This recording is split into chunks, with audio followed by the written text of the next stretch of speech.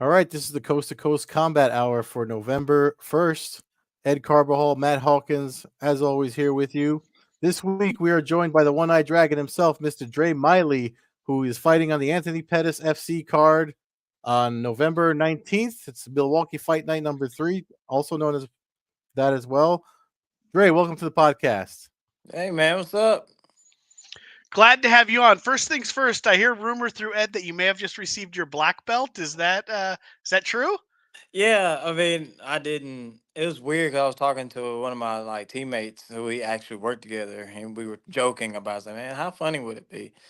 He was like, what would you do if you had your black belt? I was like, man, I'd probably freak out. I was like, I feel like I didn't deserve it. And then lo and behold, that day we were doing promotions, and I got it, and I was like, damn. And it felt really really great. It was a really great feeling. You know, it's funny, man. It's one of those feelings like everybody that I talk to that's gotten it and been training for a long time. Because I got mine in 2017, and it's one of those things that it's like everybody you talk to when you ask them how it felt, it's always those words. Including myself. It's like, even to this day, I'm like, I don't feel like I deserve this thing, Yeah. but yeah, it's crazy, man. But I mean, it's also it's one of those things that says if you put the work in and you have focus and direction, you're gonna you can accomplish anything. I can do this. I can accomplish anything. Yeah, definitely. So, It's definitely boosted my confidence and everything now. So yeah. I mean, talking about boosting your confidence. First, I got to let you know why. What made you? I kind of messaged when I messaged you to come on the podcast. I kind of hinted. I was like, we mentioned you on last week's podcast because it was after the last UFC event. They had the Shara Magomedov fight, and I want to bring it up because you actually addressed it really well. It was a question that Matt brought up. It's like, okay, this fighter that's in the UFC now, he's only got one eye, and someone asked, like, well, Matt was like, well, what happens if an eye poke happens? And you kind of answered that question. I'm gonna put your tweet out there because it's also folks can see where to follow you on X or Twitter or whatever you know it as now. But you said, what'd you say here? Nothing. If you hit his blind one, which was funny, but and you called him your monocular homie, but like I mean, is that ever something that comes up, um, like as a concern for you? Like, because eye pokes, with all the eye pokes that happen in MMA, and you're obviously someone that has the same case, so you're fighting with one eye. What is? Do you ever worry about it? Yeah, I mean, I worry about it from time to time. I actually had it happen to me in a fight before. Hmm. I was fighting Jose Johnson, and he actually did it. And it was one of those things where it's happened before in training, so you kind of get used to it, and you kind of know how to maneuver around it. So it's always a scary thing. Hmm. But at the same time, it's like, well, what are you going to do? Complain about it? Because the fire behind that is, if I complain about it, that's just going to show everybody that you should not do this sport, and I'm Hmm. not going to do that for anybody. Were you born with it, or was it something that happened in life that injured your eye? I actually lost my eye when I was 17 in a car wreck. It Hmm. wasn't I wasn't driving. There was a old friend of mine, me, him, my little cousin, and my friend's brother was driving down a road that was very sketchy in my hometown, and he swerved and hit a tree. And the only reason why my face went is because the kids in the back seat were flying Hmm. towards the windshield, and I went to catch them with my left side. And as soon as I turned my head hit the dashboard, and it cut my eye from back to front. Oh, wow. And I think they said it was like a millimeter away from touching my brain. So if it touched my brain, I'd have been. Yeah. So it's one of those things that it's cool because everybody's like, "Oh, you're a hero." It's like, well, no, it's just you care for people, you want people to survive. You don't care what happens to you. So Hmm. Yeah, no, that's honorable to say that, and considering the situation.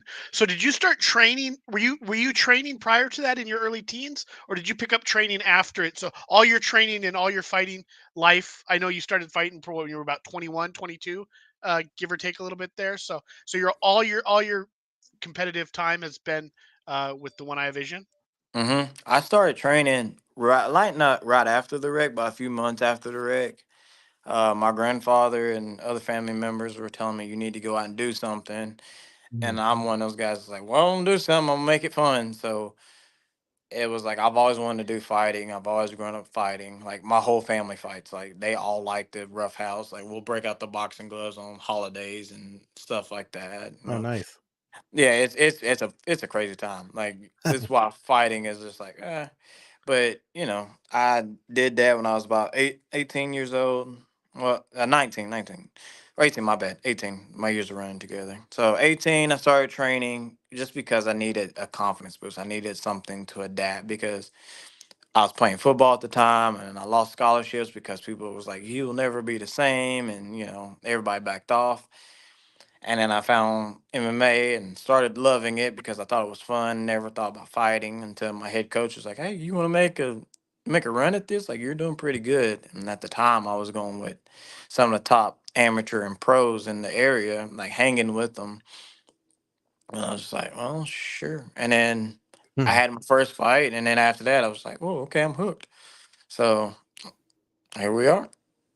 Yeah, you certainly are hooked, man. I mean, and one thing, I mean, you and I have been following each other on social media for a while, and ever since you came on my radar because you fought on some showcase MMA cards too. That's on Spectation Sports, which is one of the outlets I write for.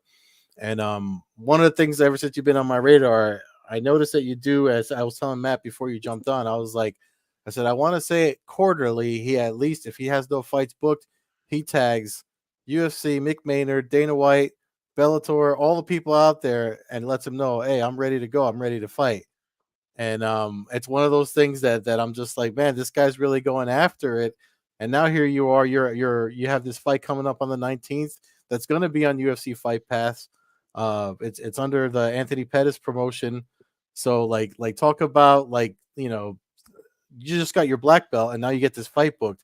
It's like just more proof positive that the work you put in is going to eventually pay off. Just talk about your feelings about getting that fight booked. Well, I mean, the fight was they were trying to, I think in September or something like that, they were trying to get me on there, and the Mhm. dates didn't match up or something. And uh, the reason why I tagged Bellator and UFC is because I saw a lot of guys getting called up. Now I was like, I'm better than him. Especially when I saw Jose Johnson get called up for a second contender series, I was like, there's no way.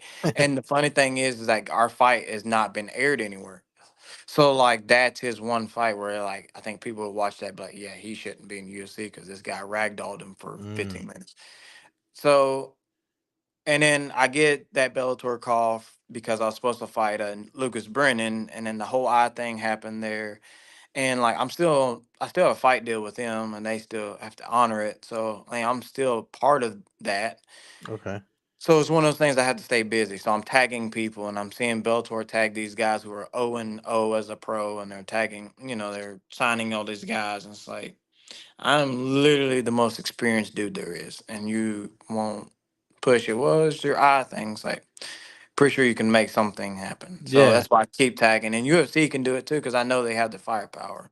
Yeah. So that's why I keep tagging because, like, again, I'm here. I talk smack to whoever. It's like I don't care who you are. It's like, well, I'm going to fight you eventually.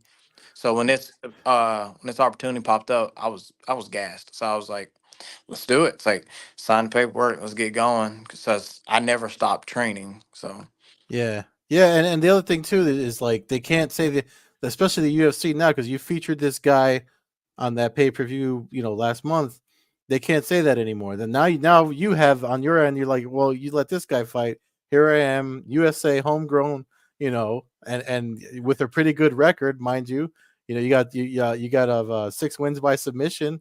Like you're a finisher. So it's like, what's the problem? Now you can actually say what's the problem. yeah, and it doesn't help the case now because like more and more states are willing to let me fight. So I mean, like, hey, what are you gonna do now? It's like these Yeah. states are finally like, oh snap, this guy's good. And like, okay, now he's able to defend himself, and as long as I, do my due diligence to listen to my coach and keep my defense right, like there's no way that they can say, hey, he can't intelligently defend himself.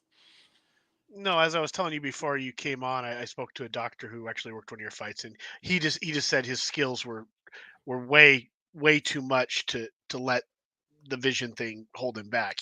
He had the skills. There was no reason why I shouldn't license him. He'd already been licensed in Tennessee, which looks like you had your first like a bunch of fights basically under the Valor banner out there, and they're a well-known promotion. I mean, I know about them out here in California and seen some of their events and stuff. So, um, where do you? So I guess let me get back to the beginning here. So when you first got licensed to fight in Tennessee, did you feel like you had to go through any extra hoops, or was it that you had a good coach that was able to vouch for you and got you in the door, and then once they saw you in the cage, that Tennessee kept backing you up, and that's really opened the doors for all these other states to give you the opportunity? Honestly, I feel like Tennessee. Well, Tennessee was the state that was like adamant about not signing me.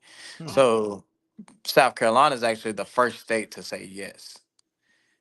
So I got, well, because I went down there and saw the eye specialist down there with Dr. Kramer and Dr. Lucas, and then all those guys down there, and they got to watch me spar, and I was sparring with like Jared Scoggins and all those guys down there at that gym, like sparring with them and actually hanging with them and shit like that. Not just hanging with them, but like actually like getting the better of them.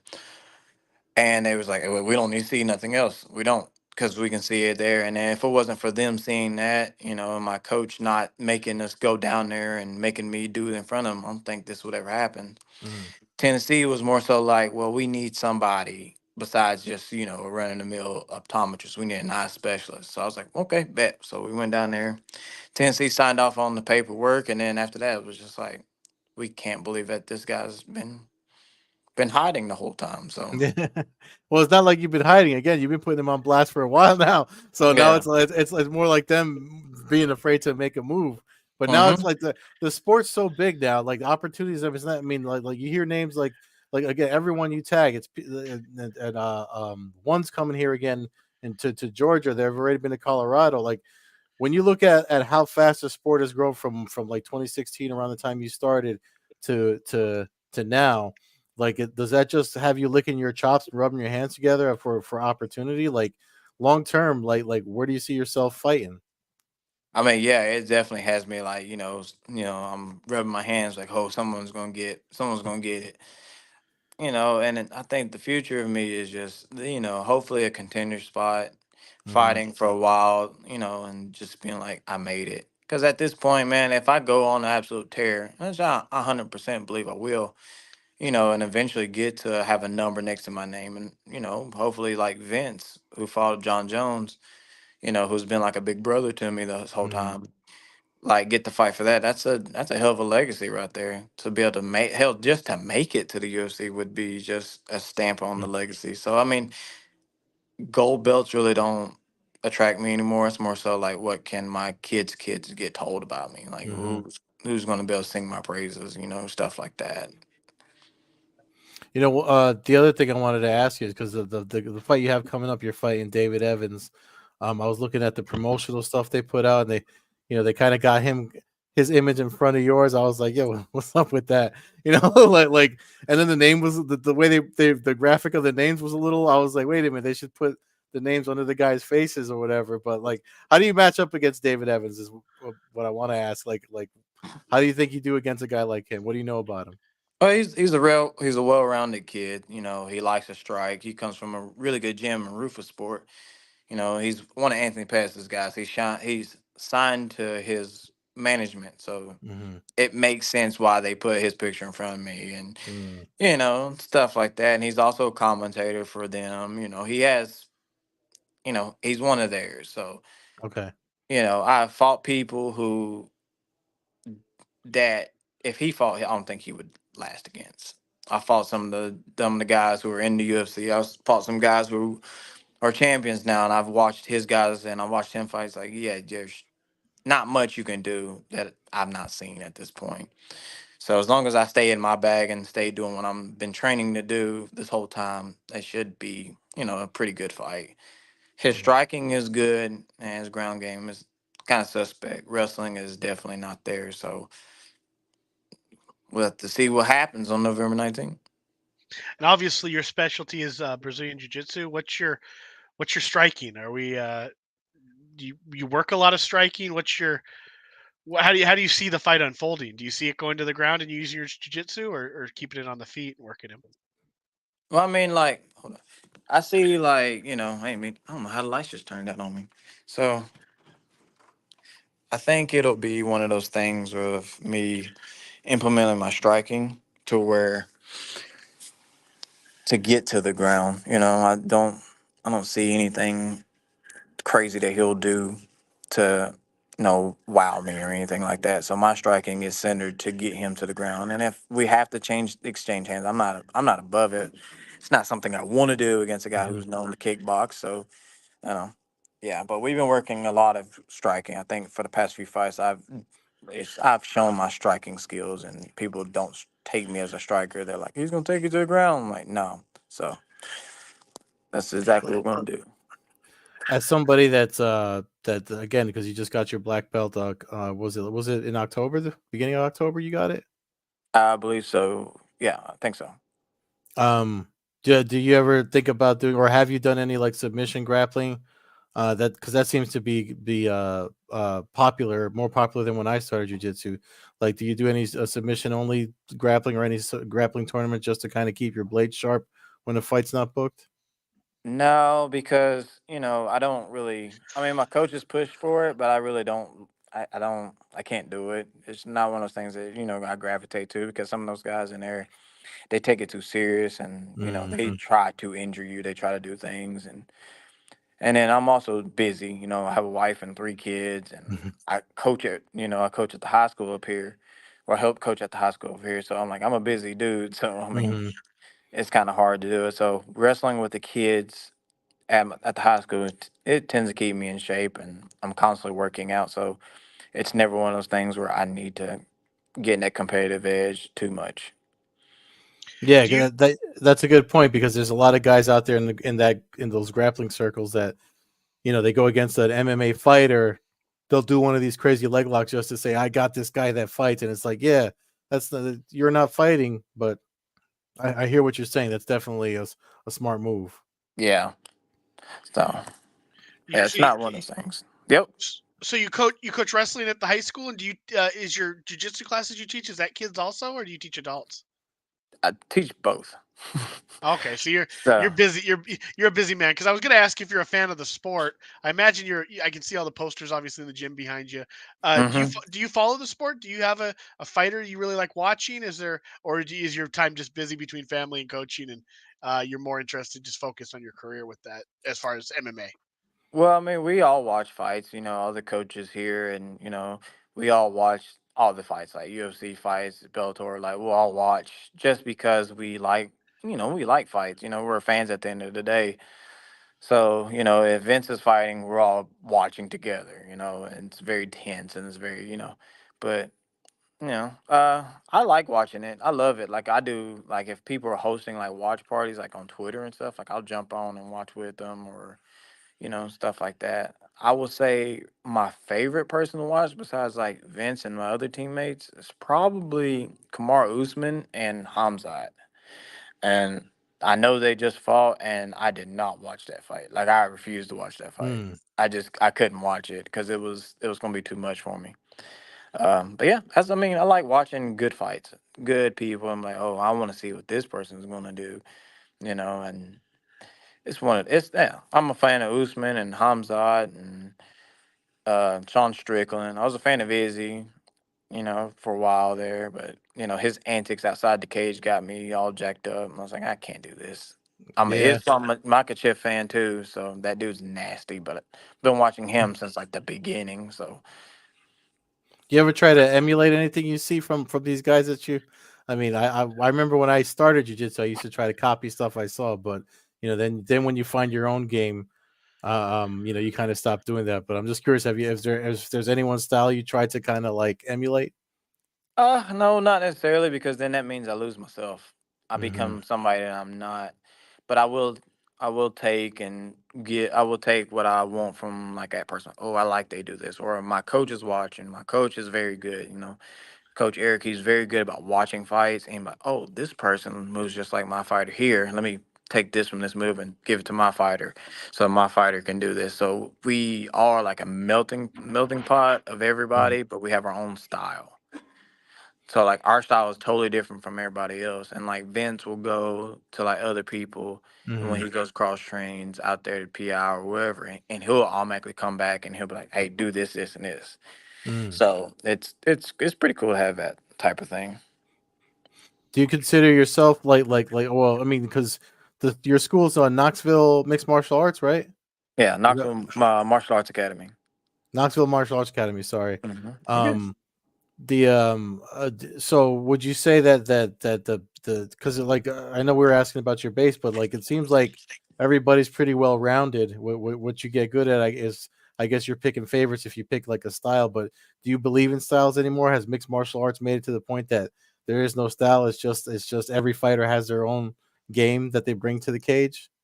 I think so, but I think it's getting diluted by your mouth. I think it's getting diluted by what you can say and what you can do outside. Because like there's Hmm. some, and I'm gonna be honest, there's some garbage fighters out there, absolute garbage. But they talk, they sell, and that's what people want Mm. because this sport is ruled by the casual fans, the drunk guys who wear the tap out shirts and the affliction shirts, and guys Yeah. like I did the trial class, so I know what I'm talking about. It's ruled by those guys, so it's Yeah. that. So your game is awesome, but if you ain't selling, people ain't buying. So Yeah. It's one of the things that we were just saying before you jumped on. It's one of the things that's makes it hard for me to watch like the UFC and all that stuff because of stuff like that now. What keeps me personally interested in the sport is fighters like yourself, which is why I told you I'm like it's long overdue for me to reach out to you. All the fighter interviews I've been doing, as time goes on, I prefer to talk to fighters that are still making their way in the sport versus the ones that everybody's chasing because they're the ones everybody's chasing they've already put out some sort of gimmick or something, and it's not their martial arts that's got the eyeballs on it. It's all the other stuff, like you said, the antics outside of the hmm cage. So that's one of the things I was just like after watching you put yourself out there for so long, tagging all the promotions, and now you're getting more fights and more fights, and you've built this respectable record. It's fighters like yourself, martial artists like yourself, are what keep me watching the sport. So you're definitely more. I mean, Doc Lucas was right. You're definitely a very mature young man that I'm happy to watch succeed in the future. So I don't know if there's anything left for Matt to ask you. I'm just like I'm so happy that we got to talk finally because I've been following you for a while, man, and you definitely you're gonna be somewhere soon. you I know. appreciate that, man. I really do. I really appreciate it. Yeah, I mean, I second everything Ed just said. He does a lot of interviews with a lot of young fighters, and he's been heaping your praises for the last couple of weeks, trying to tell me how he wanted to get you on here. So glad it happened. Wish you the best in your next fight and every fight after that. Hope to see you move beyond Fight Pass after this fight and see you on a pay per view or on a Showtime or wherever the heck the next adventure Mhm. comes for you. Before we sign out here, do you have any social media? Do you have any sponsors? Do you have any other fighters that got fights coming up in your gym that you want to promote? Anything else you want to throw out there? Oh, we just had people to fought this long ago. Sean Claybo, he just fought. I don't know if he has Twitter, but he definitely has Instagram. Um, see Ricky Claybo, he's getting ready to turn pro. Dude's an absolute monster. We got a lot of people. I think Christina Ricker Adcock, she's fighting the next month. She's fighting in December. You know, there's a lot of people. There's a lot of people that are getting ready to do the thing. So I mean, it's a lot of people. As I A- could go through the whole roster, our team is too deep. Our team is way too deep. And it's a Um, it's a Knoxville martial arts. You said, right? yeah, Knoxville Martial Arts Academy. All right. I'll know because I'll look up, see who's listed from the gym. And Claybo, how do you spell the last name? Claboughh. That way I could look them up too. Yeah, there's some. They're like the Diaz brothers, but they're a little bit more technical than the Diaz brothers. They're vicious. They're vicious. There are two of them that I now they will go. They always ask me to go with them, and they keep me going. Got another amateur over here. He's just hanging out with me. It's Connor. He's an amateur. He's what 2-0 now. He's 2-0 right now. So give him a shot. He actually has. Do you have a Twitter? You have an Instagram? He has an Instagram. So it's Connor Konner Chandler Chandler. Yeah, if you just go to my page, like it's all my teammates is on there, so like followers and stuff like that. Rocket Ray, he's a good one. Dan Bailey, James Adcock, who actually fought for Bellator, he fought Cody Law. Jason King, he fought Bellator. He fought Raymond Daniels. Emily King, she fought Gilbert Melendez's wife. I was at that fight. That's the Yeah. poster behind you. I think the Cyborg fight. I have that hanging in my room here too. Yeah, no, that was some good fighters you just mentioned there, and the fact that I already know half the names is pretty damn cool. So it sounds like you got a lot of good stuff going on in that gym, and it sounds like you got a lot of people that'll help sharpen your skills and help elevate everybody there to the next level. Yeah. Cool. Well, fans can check out the show at Combat Hour on Twitter, Coast to Coast Combat Hour on Instagram. Follow me, Matthew Hawkins, at MMA Hawk 21 on Twitter and Instagram. Follow Ed at Carbazol on Twitter, Carbeerzol on Instagram, and Oldhead Carb on Twitch. And as always, you can check out our show weekly at allaccessmma.com. Check out allaccessmma.com for our video podcast, MMA news and MMA stories. Dre, we wish you the best. Thank you for coming on and giving us some time. I know it's late. I'm sure you're tired. So enjoy the rest of your evening. And we look forward to watching you fight on November 19th on Fight Pass for Anthony Pettis FC number 9. Yeah, man. And if anybody wants to follow me, just type my name in on Instagram or Twitter or Facebook. My name will pop up. Give me a follow there. Shouts out to sponsors of Fight Doctors, Tennessee Bonding Company, Money Fight, Beard and Wrestling, my team here at Knoxville Martial Arts Academy. You should go look up our page. We're a big team down here. No one knows apparently who we are, so spread the word. You know, we're coming. You can see all these posters back here. There's a lot. These ain't even half of them, so we have at least over 50. So at least, you know, and Vince trains here too. So yeah, it's great stuff here, man. Cool. For sure, man. And again, man, I think it's awesome that you're putting everybody on the team out there, and just I wish you all the best. It's November 19th, Anthony Pettis FC. Was it what I wrote down? Milwaukee? Is it Milwaukee? Yep, Milwaukee, Wisconsin. They're calling it Milwaukee Fight Night 3 as well. That's why it's Anthony Pettis FC from Fight Pass, and I've seen it branded as Milwaukee Fight Night 3 as well. So I just want to make sure everybody gets it. If you have Fight Pass, you can watch this young man do his thing, and hopefully the UFC and all Bellator, PFL, everything watching too. I mean, because definitely somebody that whose name should be out there a little bit more than him just tagging everybody. And all these promotions need to start recognizing the work you're putting in. Just got a black belt, damn it! So, right. Well, congratulations on that too, man, and thanks again for doing the interview. Thank you, man. Thank you for having me on. Awesome. Right. Have a good night. Thanks for listening, everyone.